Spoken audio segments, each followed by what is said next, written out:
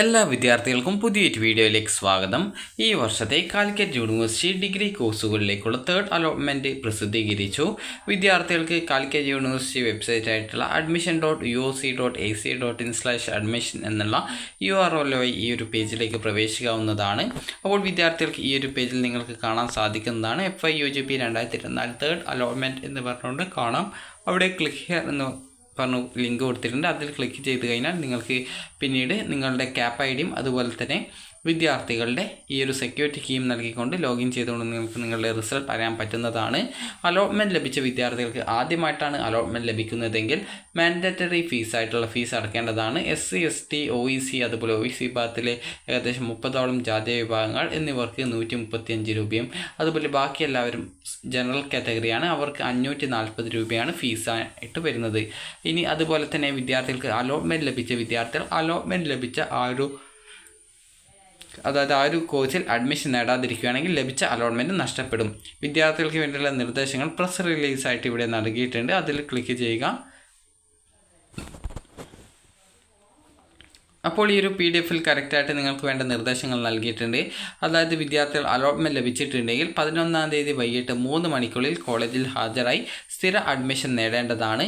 Admission ആയിട്ട് അതായത് allotment ലഭിച്ച എല്ലാ വിദ്യാർത്ഥികളും മാൻഡറ്ററി ഫീസ് അടക്കുകയും അതിനുശേഷം അഡ്മിറ്റ് കാർഡ് ഡൗൺലോഡ് ചെയ്ത് എടുക്കുകയും ചെയ്യേണ്ടതാണ്.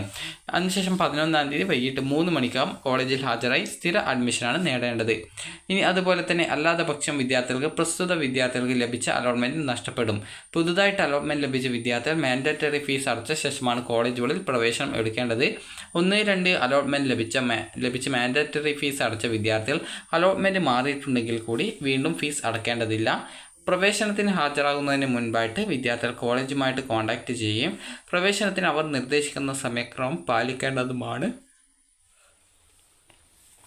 2-ാം അലോട്ട്മെൻറ്റിൽ പ്രവേശനം നേടിയ വിദ്യാർത്ഥികൾക്ക് 3-ാം അലോട്ട്മെൻറ്റിൽ ഹയർ ഓപ്ഷനിലേക്ക് അലോട്ട്മെൻറ്റ് ലഭിച്ചിട്ടുണ്ടെങ്കിൽ 2-ാം അലോട്ട്മെൻറ്റിൽ പ്രവേശനം നേടിയ കോളേജിൽ നിന്നും നിർബന്ധമായിട്ടും TC വാങ്ങിക്കേണ്ടതും 3-ാം അലോട്ട്മെൻറ്റ് ലഭിച്ച കോളേജിൽ നിർബന്ധമായിട്ടും പ്രവേശനം നേടേണ്ടതുമാണ്. പ്രസ്തുത വിദ്യാർത്ഥികൾക്ക് മുഴുവൻ ഫീസുകളും റീഫണ്ട് ലഭിക്കാൻ അർഹതയുണ്ടായിരിക്കും. റീഫണ്ടുമായി ബന്ധപ്പെട്ട നിർദ്ദേശങ്ങൾ സർവകലാശാല വെബ്സൈറ്റിൽ സന്ദർശിക്കുക. ലഭിച്ച ഓപ്ഷനിൽ തൃപ്തരായ വിദ്യാർത്ഥികൾ ഹയർ ഓപ്ഷനുകൾക്ക് പരിഗണിക്കപ്പെടേണ്ടതില്ല എങ്കിൽ വിദ്യാർത്ഥികൾ ഈ 11/7/2024 വൈകിട്ട് 3 മണിക്കുള്ളിൽ തന്നെ നിർബന്ധമായിട്ടും ഹയർ ഓപ്ഷൻ റദ്ദ് ചെയ്യേണ്ടതാണ്. അതുപോലെ തന്നെ ഹയർ ഓപ്ഷൻ നിലനിർത്തുന്ന പക്ഷം പ്രസ്തുത ഹയർ ഓപ്ഷനുകളിൽ ഏതെങ്കിലും ഒന്നിലേക്ക് സപ്ലിമെൻ്ററി ഘട്ട അലോട്ട്മെൻറ്റ് ലഭിക്കുകയാണെങ്കിൽ അത് നിർബന്ധമായിട്ടും വിദ്യാർത്ഥികൾ സ്വീകരിക്കേണ്ടതാണ്. ഇതോടെ മുമ്പ് അലോട്ട്മെൻറ്റ് മുഖേന ലഭിച്ച അഡ്മിഷൻ നഷ്ടപ്പെടുന്നതും അത് യാതൊരു കാരണവശാലും പുനഃസ്ഥാപിച്ച് നൽകുന്നതും അല്ല.